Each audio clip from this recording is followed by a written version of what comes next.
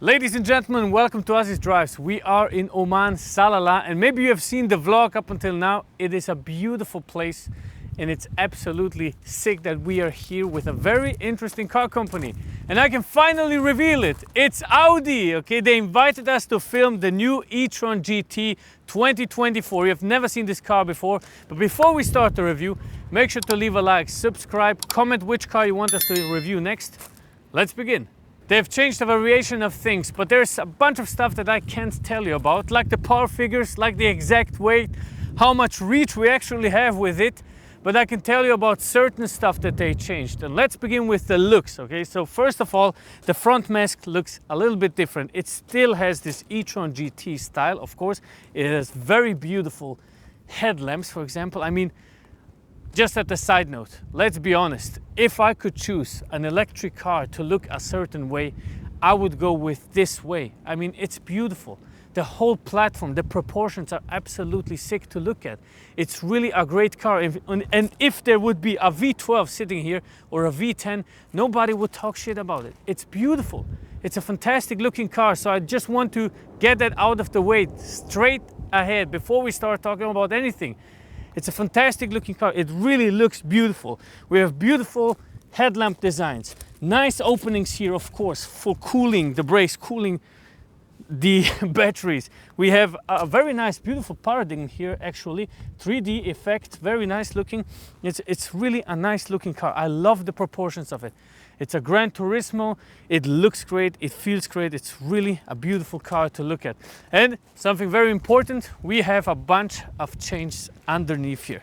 So first of all, we got the new suspension, active body control, and I have showed it in the driving's review, which is coming a little bit later. It's beautiful. Carbon ceramic brakes. I assume they are 440 millimeters. The real figures are coming out 2024 July when the real car comes out, okay? The B pillar is still scratching my back open, okay? That's not the best thing, the placement and how you get outside. But what is cool though is when you open the car up, it goes up for you to get easy in it. So that is very nice. The side profile has stayed the same, looks absolutely beautiful. Now we put it into the performance mode, which you can also do.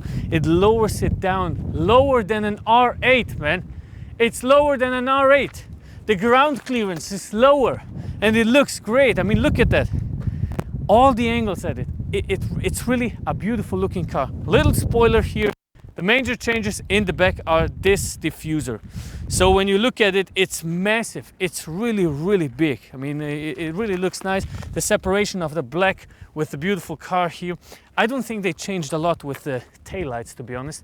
They look kind of the same. I see this black part here that kind of separates the two. The first generation had a big taillight, you know, everything was red here. They separated it very nicely. And then this line coming all across the car. Beautiful. I like the spoiler. I like that it comes out very easily. It's very nicely integrated into the car. It doesn't look ugly.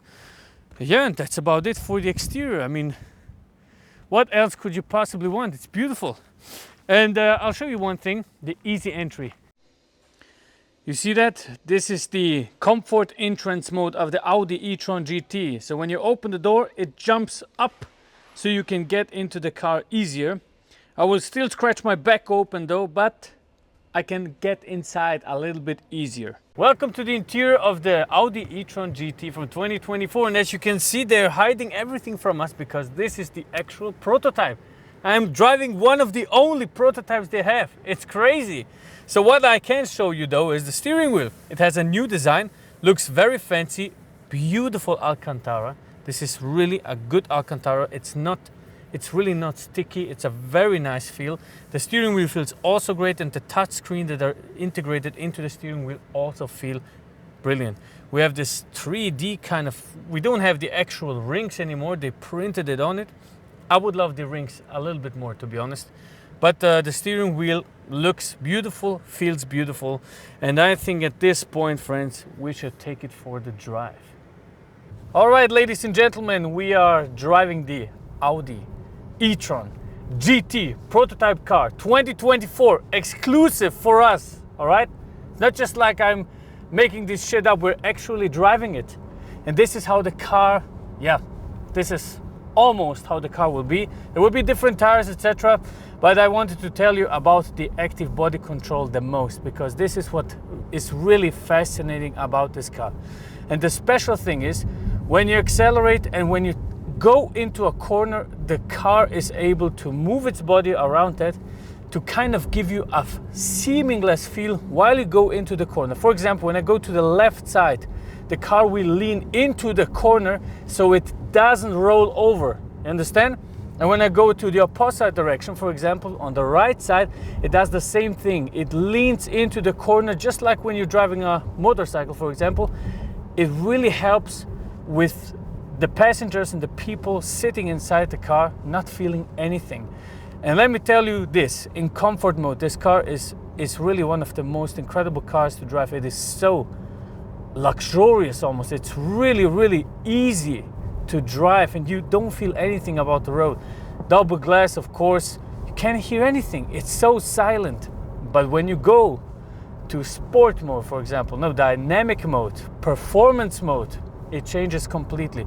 And that's the main reason for this car. I mean, that's the selling point. It's a Gran Turismo, but it isn't really like the other Gran Turismos that are not actually fast. This is a really, really fast machine. And obviously, I don't know how much what the power actually is. Okay, it's a prototype car. We can't even tell you. Even if I knew, I couldn't tell you. But I can show you something, and it's this. We would change to dynamic mode, right? You have a couple of options which I can't tell you about, but I will go to the hardest setting. Performance, spoiler is up, you see it. And now we're at the absolute maximum this car can offer, okay? So let me give you a quick pull, just to 100 kph, or maybe a little bit more. All right, 3, 2, 1.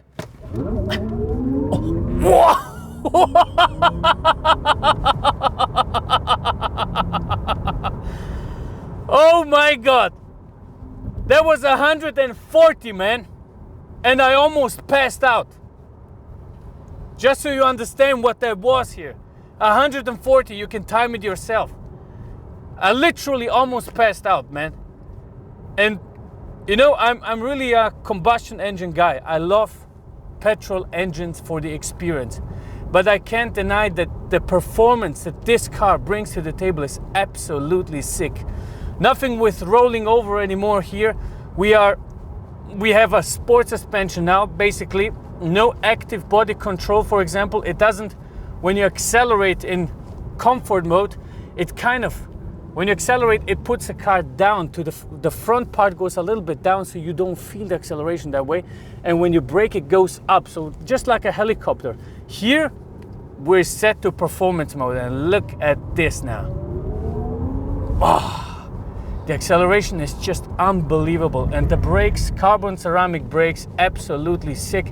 Go into the corner. The car is very heavy, 2.4 tons, of course electric, but it still drives just like a sports car, man.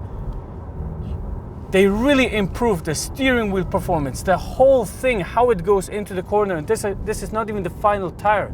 When we get the final tires, it's going to be even better. And there's actually, I don't really think that there is a competitor to that car besides the Taycan S, which is Turbo S, which is basically on the same platform. But I mean, it's really, really crazy. And you got this, I don't know how to explain it really. You got this supercar feel because you sit very low to the ground. Wow, and acceleration is absolutely sick. I mean, we have to watch out that the cameras don't fly off. Look at that. A little bit slip, and that's it. I mean, it's really, really, it's crazy. Of course, downhill you can tell a little bit about the weight on the front axle, but it's just, you really have to watch out because the car accelerates, it jumps forward, absolutely sick. If I could give it numbers, I would say it has around 750 horsepower. Newton meters, I really can't tell, man, because obviously comparing it to a petrol car doesn't make sense, but you're surely at around almost 1,000. It's really crazy, but I think the craziest part is the suspension. It works brilliant. And you can tell actually what the road is doing. You can feel how it goes. And I really like that about it. I really do. I mean, there is no, you know, you can't really argue about the performance of this machine, especially at the acceleration, man. It's crazy. And the throttle response is also nice. You know, they managed to make it kind of like a car. Basically, the whole feel you will get in a petrol engine car, how the acceleration goes, how the throttle responses, everything is just perfectly fine. You don't have this electric car feeling. You know, that the ones that we really don't like as petrol heads, I can actually say I like how this car goes. And the sound is not too aggressive. Some BMW models, for example, they have this aggressive sound that really nerves you with time. But here, I can listen to this all day long. I really can. It's really not an aggressive sound that is penetrating me. It's very nice.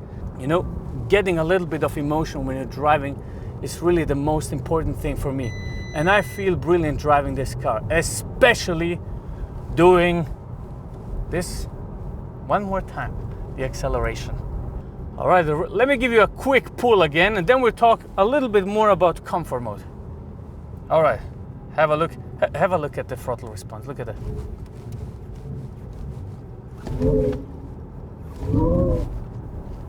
That's absolutely sick.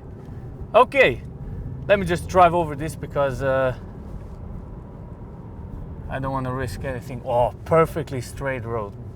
All right, one more time. I'll take you with me. 3, 2, 1, go! Wow! That was 100!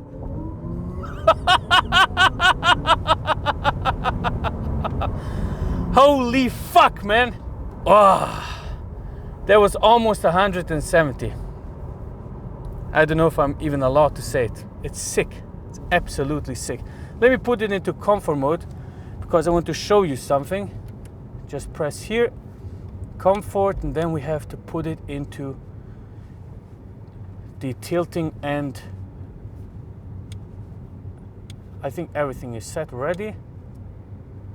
All right, active curve tilting. So, all right, we are in comfort mode. Almost went the wrong way. So this is what I wanted to show you again. Hopefully you can see it on the outside camera. I'll accelerate gently just for you to see it. The active body control, really when I push the throttle, the front goes down so you don't feel the acceleration really. You don't have this sensation of going up and down or like other cars that really squat into the suspension when you accelerate. So I'll do that a little bit. You see that?